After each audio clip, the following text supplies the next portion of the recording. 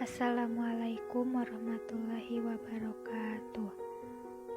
Perkenalkan, nama saya Denis Fajriati dari Prodi S1 Farmasi akan mempresentasikan tentang interaksi obat dengan penyakit. Di sini saya akan menjelaskan interaksi obat NSAID dengan penyakit tukak lambung. Sebelumnya, apa itu interaksi obat? Interaksi obat merupakan segala perubahan efek yang ada dalam suatu obat dengan pemakaiannya disekelilingi dengan obat lain. Interaksi obat juga dapat dikatakan sebagai suatu reaksi obat yang dikonsumsi dengan makanan atau obat tradisional lainnya.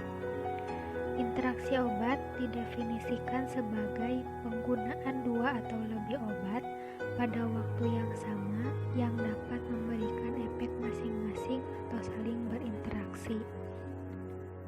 Selanjutnya, interaksi obat dengan penyakit. Interaksi obat dengan penyakit dikatakan terjadi ketika suatu obat yang digunakan memiliki potensi untuk membuat penyakit yang telah ada sebelumnya menjadi semakin parah. Nah, menurut Sim dan Masan, interaksi obat dengan penyakit sering disebut sebagai kontraindikasi absolut dan relatif. Definisi obat antiinflamasi non-steroid atau OAINS. Obat antiinflamasi non-steroid atau OAINS adalah golongan obat yang digunakan untuk mengobati rheumatoid arthritis, osteoartritis, dan meredakan nyeri. Obat antiinflamasi non-steroid atau OAINS merusak mukosa lambung melalui dua mekanisme, yaitu topikal dan sistemik. Kerusakan mukosa secara topikal terjadi karena OAINS bersifat lipofilik dan asam, sedangkan efek sistemik OAINS yaitu kerusakan mukosa yang terjadi akibat penurunan produksi prostaglandin. Nah, di sini golongan obat NSAID ada 4, ibuprofen, asamefenamat, natrium diklopenat, dan aspirin. Pertama yaitu ibuprofen dengan tukak lambung. Ibuprofen merupakan derivat asam fenilpropionat yang merupakan inhibitor non-selektif siklooksigenase yang dapat menghambat enzim siklooksigenase 1 dan siklooksigenase 2. Enzim siklooksigenase 2 diduga bertanggung jawab untuk efek antiinflamasi NSAID, sedangkan enzim siklooksigenase 1 bertanggung jawab untuk toksisitas gastrointestinal.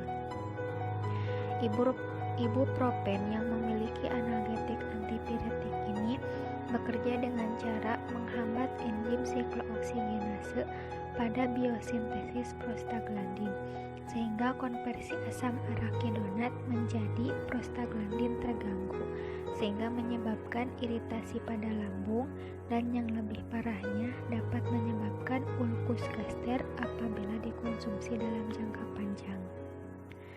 Yang kedua yaitu asamefenamat dengan tukak lambung. Efek samping dari asamefenamat terhadap saluran cerna yang sering timbul adalah diare. Diare sampai berdarah dan gejala iritasi terhadap mukosa lambung. Selain itu, dapat juga menyebabkan eritema kulit, memperhebat gejala asma, dan kemungkinan gangguan ginjal. Hal ini terjadi karena asamefenamat menghambat sintesis prostaglandin sehingga aliran darah pada pasien tidak dapat mentoleransi efek sampingnya seperti mual, muntah, dan nyeri epigastrium. Yang ketiga yaitu natrium diklopenat dengan tukak lambung. Mekanisme kerjanya dari natrium diklopenat adalah bila membran sel mengalami kerusakan oleh suatu rangsangan kimiawi, fisik, atau mekanis, maka enzim fosfolipase diaktifkan untuk mengubah fosfolipida menjadi asam arakidonat.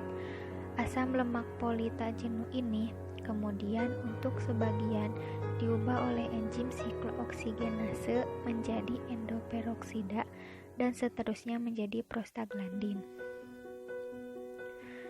Nah, diclofenac merupakan obat NSAID atau non-steroidal anti-inflammatory drugs yang bersifat tidak selektif, di mana kedua jenis siklooksigenase ini diblokir. Dengan dihambatnya siklooksigenase 1, dengan demikian tidak ada lagi yang bertanggung jawab melindungi mukosa lambung, usus, dan ginjal sehingga terjadi iritasi dan efek toksik pada ginjal. Yang keempat yaitu aspirin dengan tukak lambung. Aspirin merupakan obat OAINS non-selektif dan bekerja menghambat siklooksigenase 1 dan mengurangi efek sitoprotektif prostaglandin sehingga dapat menyebabkan efek samping yang serius pada gastrointestinal atas termasuk perdarahan dan ulserasi. Terima kasih presentasi dari saya. Wassalamualaikum warahmatullahi wabarakatuh.